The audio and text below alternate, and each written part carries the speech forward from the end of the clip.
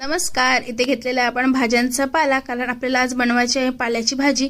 इथे आपण पाला स्वच्छ धुवून घेतलेला आहे आणि इकडे बारीक चिरून घेणार आहोत. पाला आपल्याला पूर्णपणे बारीक चिरून घ्यायचा आहे आणि इथे आपला पाला बारीक चिरून सुद्धा झालेला आहे. आपण घेतले कढईमध्ये घेतलेलं आहे तेल चांगलं तापवून, तेलामध्ये घेतलेले कांदा सुद्धा चांगला शिजवून घेतलेला आहे. सोबत घेतलेली मिरची आणि त्यामध्ये घेतलेली आपण 1 चमचा हळद चांगली आपण मिक्स करून घेतली आहे. कांद्यामध्ये आपण बारीक चिरलेला पाला मिक्स करून घेतलेला आहे हळद आणि कांद्यामध्ये.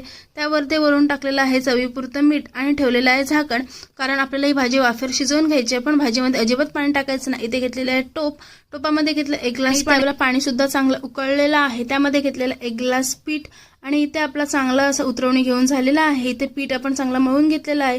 परातीमधले घेतलेले आहे आपण भाकरी थापायला आणि इथे आपली आगरी-कोळी पद्धतीतली भाकरी मस्तपैकी मोठीच्या मोठी भाकरी थापून झालेली आहे. तवा सुद्धा आपला इथे गरम झालेला आहे, त्यामध्ये टाकलेली आहे भाकरी आणि इथे आपली टम्म फुगलेली भाकरी तयार आहे.